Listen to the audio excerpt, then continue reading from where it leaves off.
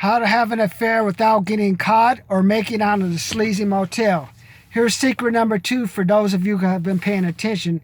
It's all in your mind when you're having an affair.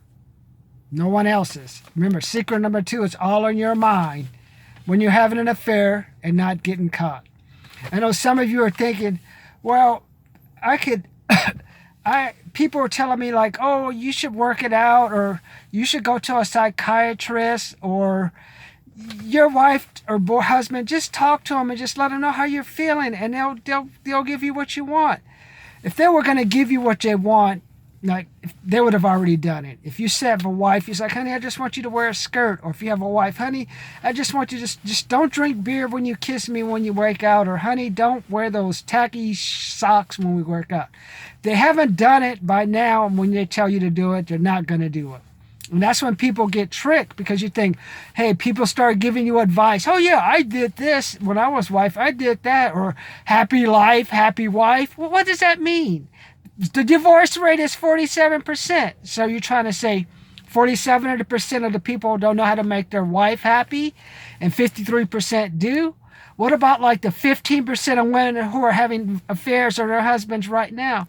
Or the 25% of people, women having affairs? Is that a happy life, happy wife? What does that mean? That brings me to a story like, I remember I told you. It took me 7 years to pass my engineering exam. And there are two mistakes I made. My first mistake was you start listening to other people and you start thinking that you are the same as them. For example, I got laid off from my first job. And before I got laid off from that first job, people have been at the job for 10, 20, 30 years say, oh, no one's ever gotten laid off. People have gotten fired, but we've not had any layoffs. Anytime they say they're going to have a layoff, they cancel it or they take a pay cut or something. So no one's going to get laid off. And I'd only been there going on my second year. So you're thinking, okay, I can spend some extra money, or I don't have the budget for getting fired, or I have to put an extra money away for this because I'm not going to get laid off. And then what happens? A couple of months later, the layoff list comes out.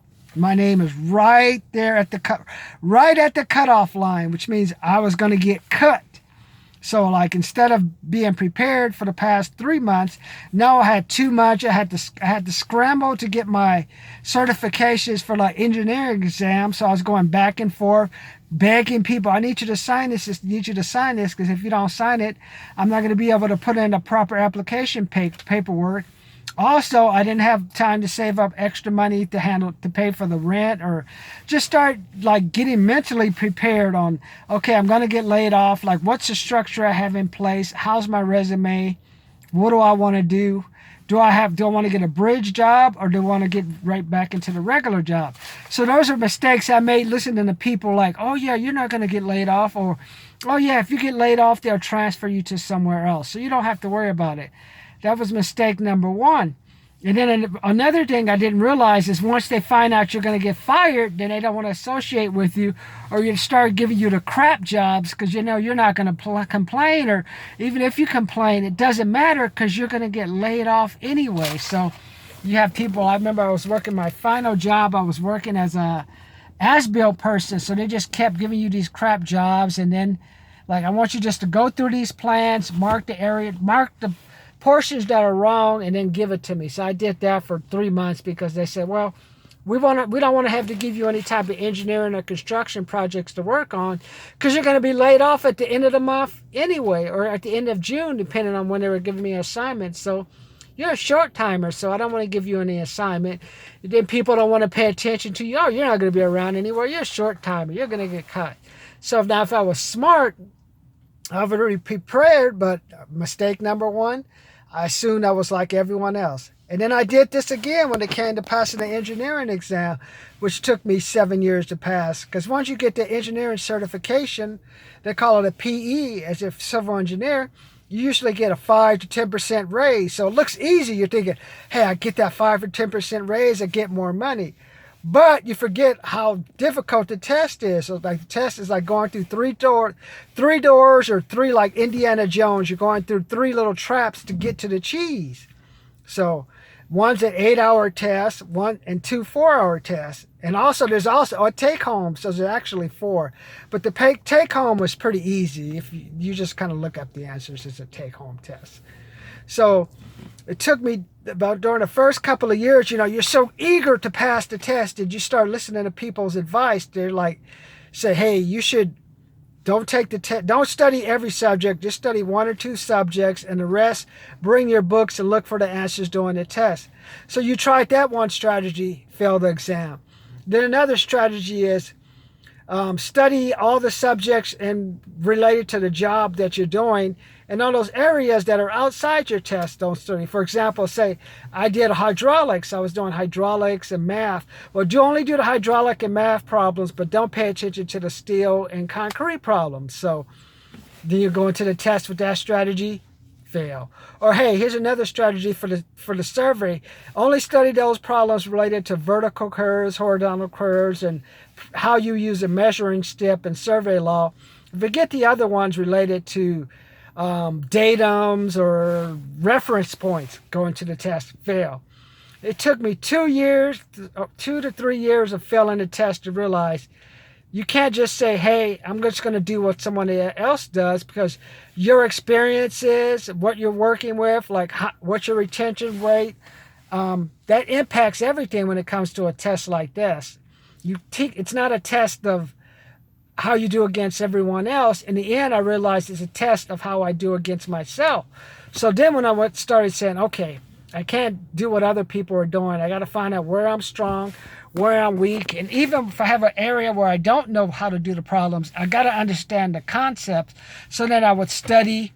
So I ended up studying in the library, studying basically all the subjects.